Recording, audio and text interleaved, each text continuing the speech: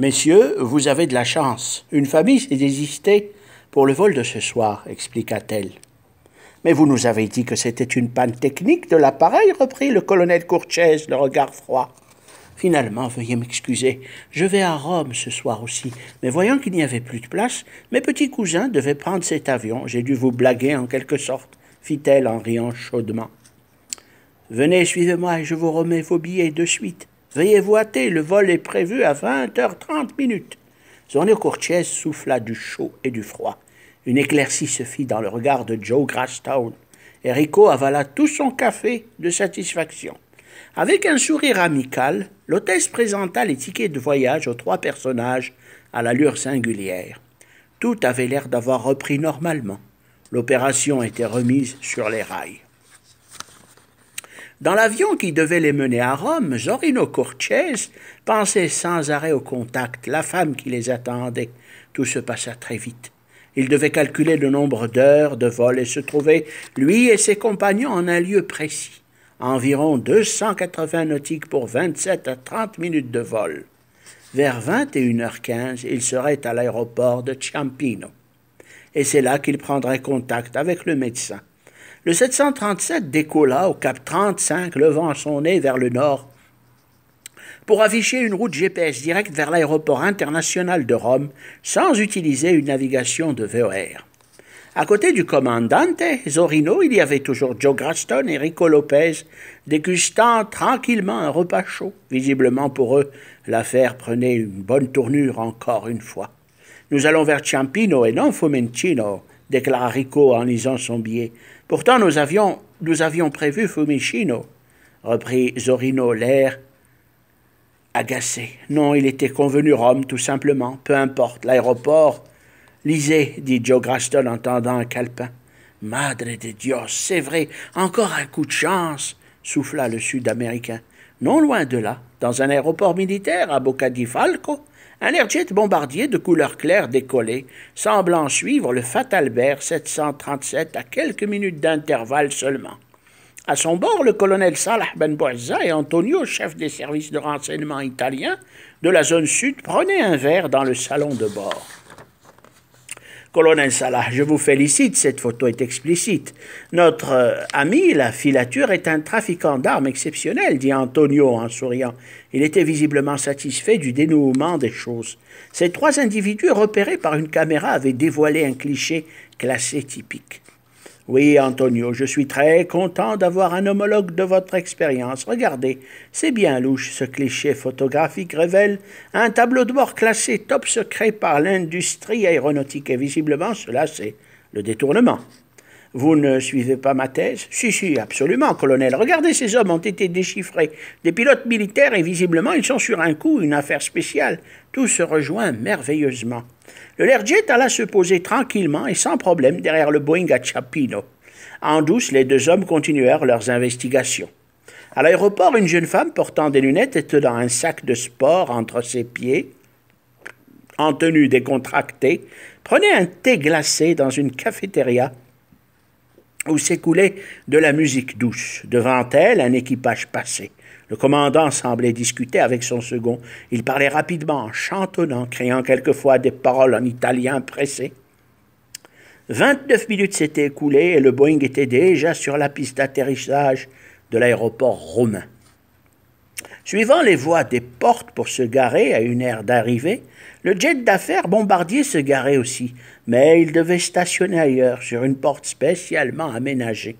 La jeune femme scrutait sa montre, elle régla l'addition, son thé et un gâteau au chocolat, puis se dirigea vers la porte d'attente d'arrivée de l'avion en provenance de Palerme. En prenant une rampe d'accès de l'aéroport, Rico s'adressa à ses 2 compagnons. « J'ai déjà réservé un hôtel à Rome. Nous devons faire vite, plus de temps à perdre pour trouver le contact, » expliqua Zorino Courchese, l'air pressé. Ses pas se faisaient rapides et saccadés. Les 2 autres hommes avaient de la peine à le suivre. N'importe qui pouvait comprendre que cet homme était ou avait fait l'armée. Son portable sonna, c'était l'heure comme convenu. Il devait contacter le médecin de l'opération qu'il avait bipé. Marchant le long d'un hall, il s'empressa de composer un numéro qu'il dénicha de son calepin bleu. La phase d'arrivée de l'opération s'était déroulée sans encombre. Dans le salon principal de l'hôtel Méridien de Rome, deux hommes étaient assis sirotant des cocktails alcoolisés et cherchant à se détendre. L'un d'eux se nommait Tidjane, sénégalais steward expert en cartographie aérienne. Il s'était spécialisé dans la technologie embarquée électronique. Les GPS et même le système Magellan n'avaient aucun secret pour lui. Il savait beaucoup des navigations concernant PMDG, les sites et stars, toutes les récentes techniques nouvelles des trajets aériens, voies, routes et intersections. Il avait échoué à son brevet de pilotage de peu. Après, il dut abandonner, préférant travailler au sol ou comme personnel navigant à bord. L'autre compère à côté de lui, un Portugais, marin, vieux loup de mer, Adolfo Sanchez, aventurier qui était indispensable pour l'attaque et le détournement aérien. Il était là pour cette affaire louche et la modique somme de 200 millions de dollars.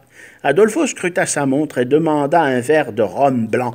Il était l'heure, visiblement, l'heure spéciale de reconnaissance, 11h30 du soir. La porte d'entrée devait laisser apparaître les principaux protagonistes de l'opération du détournement du SST. Les nerfs des deux hommes se serraient. Ils ne quittaient plus la porte d'entrée de l'hôtel, et puis une sensation de soulagement se lisait à présent sur les yeux des deux aventuriers. Après s'être entr'ouverte, un groupe d'hommes approchait. Le squale, les deux pilotes pénétraient le hall de l'hôtel et un homme était derrière eux, Rico Lopez. Le Sénégalais hocha la tête de signe de bas en haut. Adolfo comprit. Il savait qu'il avait reconnu ses compagnons d'armes, bref, les pirates de l'air de l'opération Oiseaux du désert. Très peu de temps après, la femme entra nonchalante, désinvolte, l'air désintéressé, mais très attentive cependant à tout ce qui se trouvait dans l'hôtel.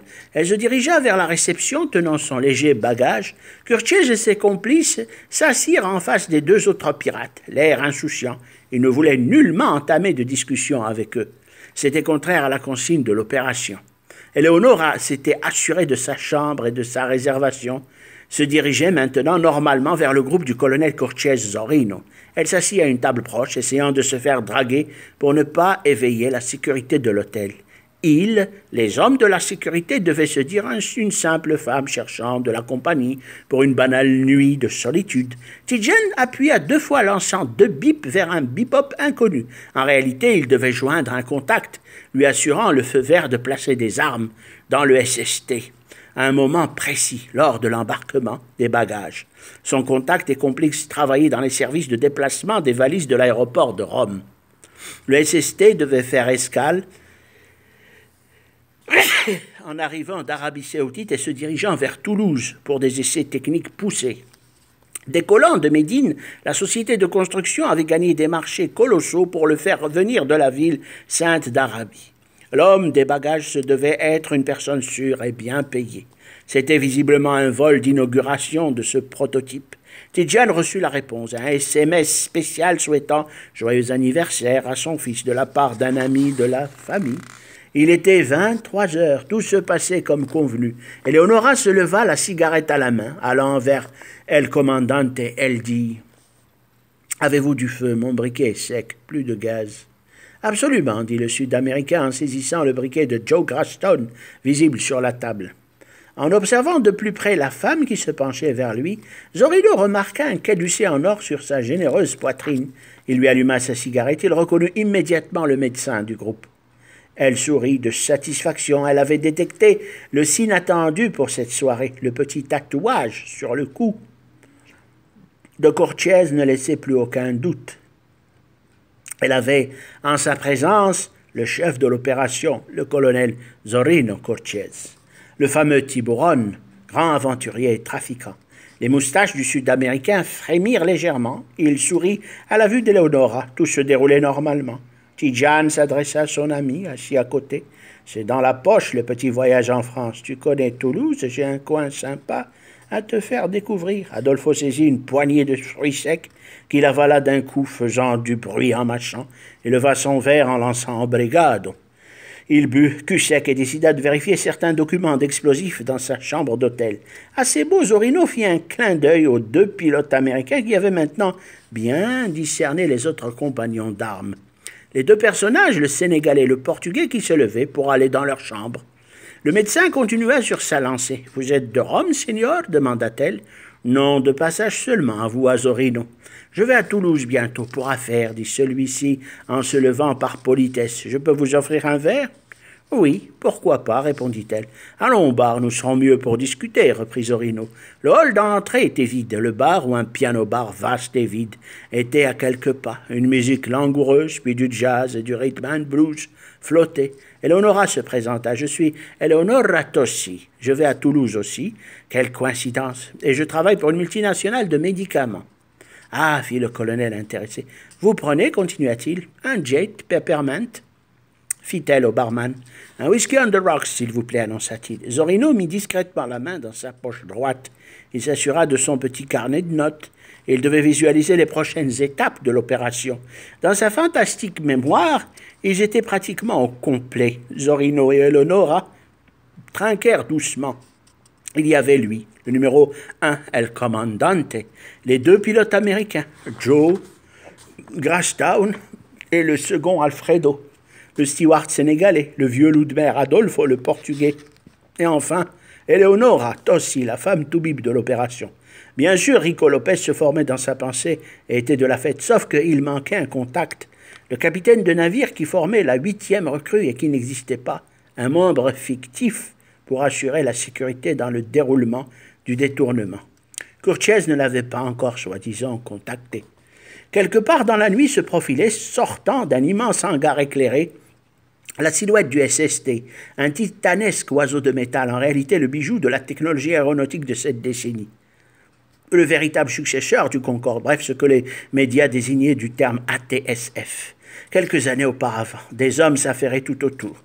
2 tracteurs se dirigeaient vers l'avant, à l'endroit où se situait le train d'atterrissage avant pour le déplacer de cette aire balayée par de puissants phares de surveillance. Déjà les membres d'équipage avaient pris place et le commandant Alexandre Marivaux, son second Nathalian Victor, vérifiait les instruments de bord.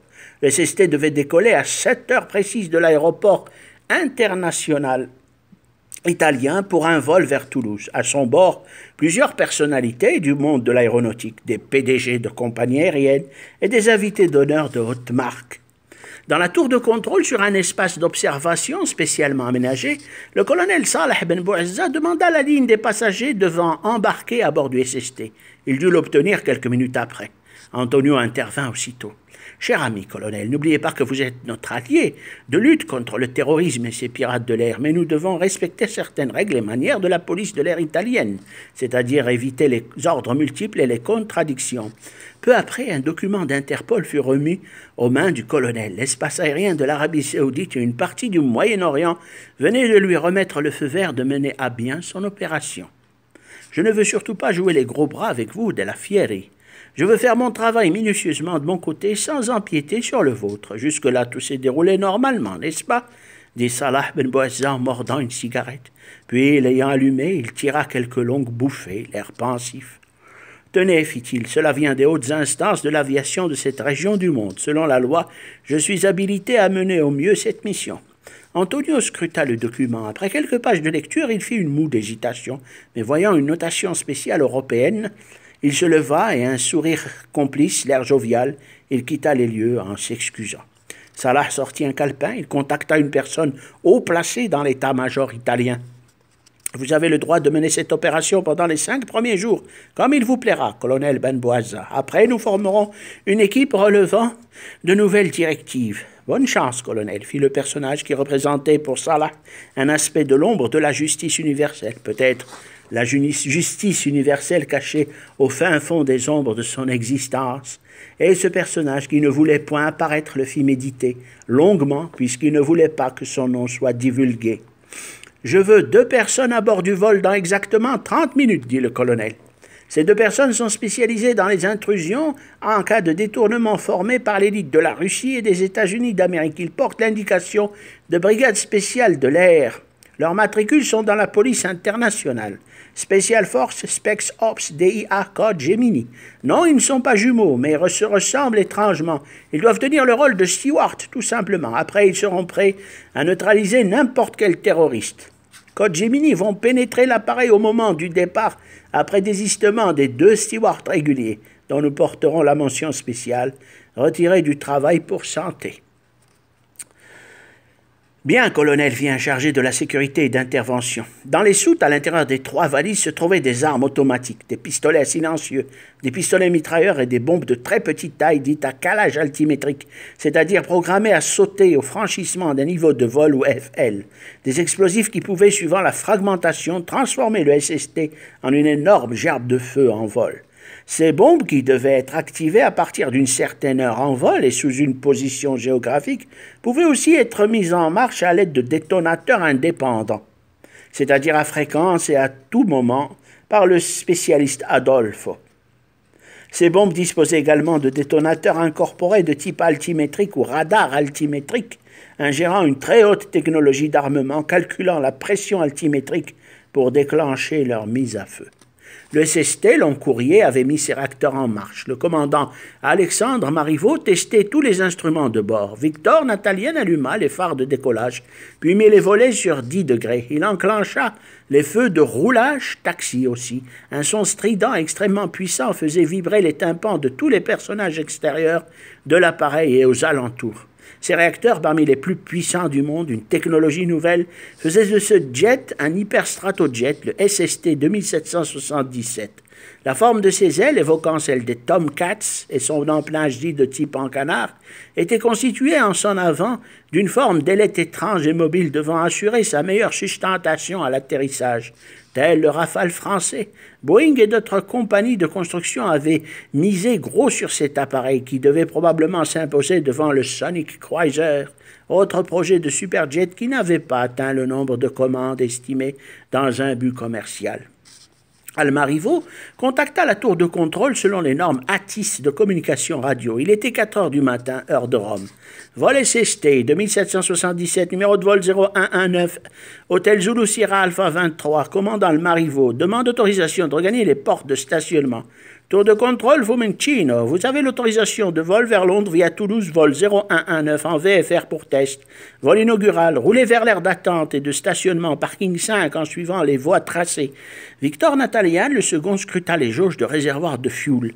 Jauge de carburant pleine à 100%, centre, gauche, droit et auxiliaire. Il activa un bouton qui émit un code chiffré en rouge, puis vira au vert pour témoigner du bon fonctionnement de l'avionique. Au sol, les engins ravitailleurs de fuel signalaient qu'ils quittaient les alentours de l'appareil. Alexandre Marivaux visa l'indicateur de centre de gravité, CG, et un axe de visée d'attitude. Tout comme le Concorde, le SST devait régler son centre de gravité au décollage et équilibrer le poids de l'appareil pour son ascension en utilisant une pompe de transfert de carburant. Tout est OK, commandant Al, dit Natalien en vérifiant le mécanisme de sa ceinture de sécurité. Devant leur contact secret, ils passèrent tous les 3 tranquillement, sans s'adresser une parole, puisqu'ils ne se connaissaient pas encore. La femme au chapeau tenant un sac de sport les avait immédiatement reconnus, mais elle préférait rester distante. Son téléphone de poche sonna. Elle quitta la salle d'arrivée, se dirigeant vers une porte de sortie. « Oui, c'est moi, Eleonora. Je suis au rendez-vous, monsieur Pedro Ardiles de la société Electronics and Softwares. Bien, Pedro, je vous attends. Avez-vous fait un bon voyage? Absolument, Eleonora Tossi. Et vous êtes en forme? J'ai des choses intéressantes à vous dire pour nos affaires. Où puis-je donc vous joindre? Lâcha le squall en paroles précises et saccadées. Je serai au Diavolo Verdi, un café dans le centre de Rome, à 21h. Tapante avec des amis, des copines, pour s'amuser un peu. Vous n'y voyez pas d'inconvénient? Non, pas du tout, mais les affaires sont urgentes. Nous devons laisser les moments de plaisir après, voyez-vous, répliqua le squall. Bien, molto bene, au diavolo, ciao, ciao. Et elle coupa à la communication. Un vent frais soufflait. Il faisait plus froid à Rome. Allons nous reposer à l'hôtel, dit Zorino Curcese à ses complices d'un ton convaincant. Rico Lopez avait appelé un copain de Rome, un Italien du nom de Mario Zolo, qui avait une grande berline. Ils se retrouvèrent à la porte du parking de l'aéroport, Ciampino. Ah, ce bon Mario, toujours le même, dit Rico. Cela fait du temps qu'on ne s'est pas vu, affirma le Romain. Allons, embarquez dans la voiture, on va où tu veux, reprit l'Italien habitant Rome. Les hommes prirent place et derrière eux, Eleonora avait pris un taxi incognito. Ils s'engagèrent dans une autoroute vers le centre de Rome. La grosse berline de couleur noire accélérait dans les distances vides. Tout le monde aurait cru que la route était vide exprès. Peu de trafic. Tu nous accompagnes à l'hôtel Méridien de Rome, Mario? Et merci, je te promets une escapade, dit Rico Lopez. Vous avez du travail, est-ce que je vois demanda Mario Zolo. Oui, beaucoup. Nos amis sont des hommes d'affaires qui traitent dans le software, expliqua Rico, qui était assis devant, à côté de Mario. Eleonora Tossi, en réalité Julie Finch, de son vrai nom irlandais, avait demandé au chauffeur de taxi de suivre la berline pour $50, ce qui fit le chauffeur sans discuter. Ciel, madre de Dios, nous allons oublier nos bagages, jura le squall.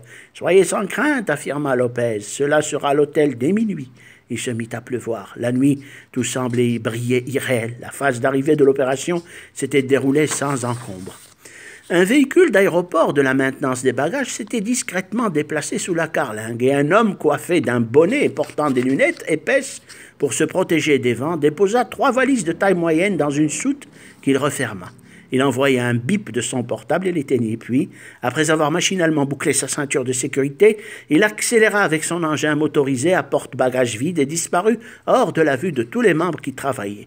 Aucun son, aucune surveillance n'avait pu l'identifier à cet instant. Cet inconnu, qui fonçait vers un autre hangar vide encore ouvert, était satisfait de son travail. Il lança un SMS « Plutonium is on board » vers le bebop du Sénégalais Tidjane, qui, en cet instant précis, avait ouvert les yeux d'un court sommeil. Il scruta la montre du téléphone dans la pénombre de sa chambre. Un bref son avait indiqué l'arrivée du message. Il n'était que 3h30 du matin. L'heure de passer à l'action ou la première phase de l'opération de Step Alpha. Quelqu'un frappa à la porte. Tidjane eut la gorge nouée. Qui cela pouvait-il être? Il se leva à la hâte et ouvrit. Son copain, le Portugais, avait pris une autre chambre, mais comme convenu, il ne devait le contacter en aucun cas à ce moment précis de l'opération. Tidjane se dirigea vers la porte de sa chambre pour l'ouvrir. L'air agacé, il souffla un peu d'air pour se calmer. Devant lui se tenait le 8e membre de l'opération, celui qui devait rester fictif et n'apparaître que l'instant précis, Alberto. « Je suis Alberto, dit celui-ci. Pourquoi avait-il donc choisi cette heure? Le portable du Sénégalais sonna. Il répondit « Allô, Antoine Tidjane, c'est Condor. Alberto est chez toi pour régler un petit travail pécunier, des calculs financiers. C'est OK? On se retrouve à 6h30 précise au hall principal de l'hôtel. Alberto fait partie du voyage. Tu le régleras en dollars comme convenu à l'arrivée à Toulouse. » C'était parfaitement clair. Il fit entrer l'homme dans sa chambre et après avoir bien refermé la porte, il dévoila les plans du SST.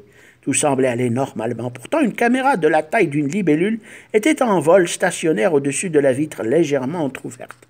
Ce micro-drone, dirigé par le service de sécurité italien, filmait ce qui se passait dans la chambre en infrarouge. Un sifflement imperceptible flottait dans la nuit. Le colonel Salah tenait des jumelles dans la tour de contrôle de l'aéroport international. Il suivait ainsi que son homologue italien les moindres détails de l'opération. L'Italien recevant des images vidéo d'un centre de commande armé spécialisé. Un zoom explicatif des données photographiant toutes les 3 secondes les documents des 2 hommes, Antoine Tidjane et Alberto. C'est compatible, colonel Salah, dit Antonio Scipione. La surveillance révèle le tableau de bord de pilotage du SST. Voici les clichés. Il y aurait aussi quelque chose de plausible. Un véhicule à bagages s'est brusquement esquivé de sa trajectoire sous la carlingue vers 3h30. Heure locale. Salah déposa les jumelles qu'il tenait. Il sortit un calepin et le présenta à l'Italien. « Tenez, je dois vous remettre les photos prises à Casablanca lors du dernier passage de commandante. » Plus de doute, le tableau de bord photographié par les services de renseignement marocains révélait le type. Il coïncidait merveilleusement avec celui du SST. En question qui prenait à présent position dans une porte d'attente. Rien n'avait échappé à la surveillance, sauf peut-être cet engin, porte-bagages qui s'était attardé sous la carlingue de l'appareil. L'Italien reprit de plus belle dans ses investigations.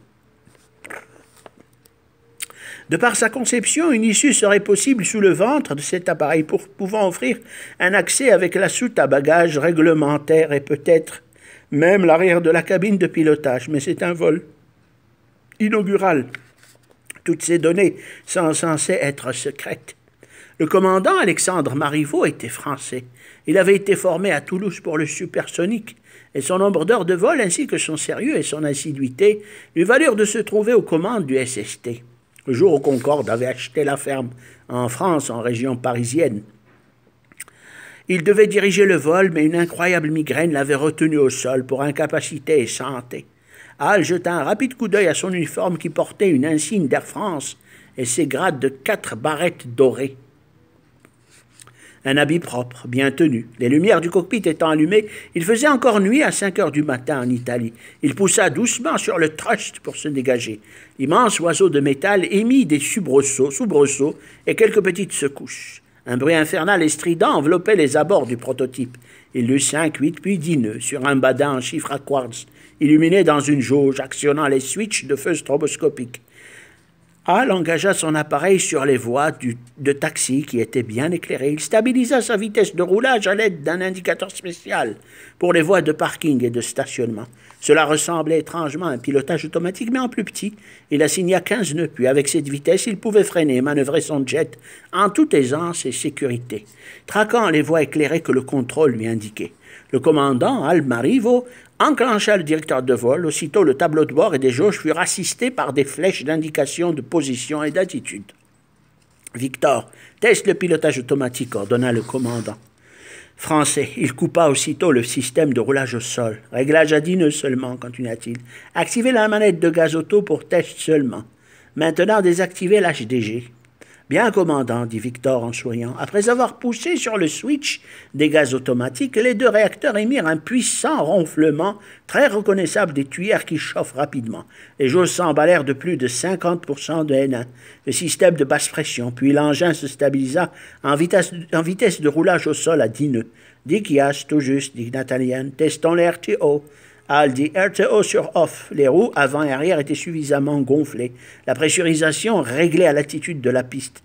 Un ordinateur de bord gérait et affichait les témoins visuels et lumineux en cadence, vert, rouge et jaune, du test de vol des checklists et instruments. « Nous sommes à bloc, prêts à dégager », annonça Victor. Non, le jet n'allait pas décoller de suite. Il devait juste se positionner sur son aire de stationnement. Un ordre vint de la tour de contrôle. Commandant Almarivo, vol 0119, changement de parking, plan de vol en IFR vers Toulouse-France. Vous devez aller sur l'aire officielle dite Dock Parking 5. Suivez les feux au sol. Affirmatif, commandant Almarivo pour vol 0119. Nous suivons la voie indiquée. Je passe sur la fréquence des 118.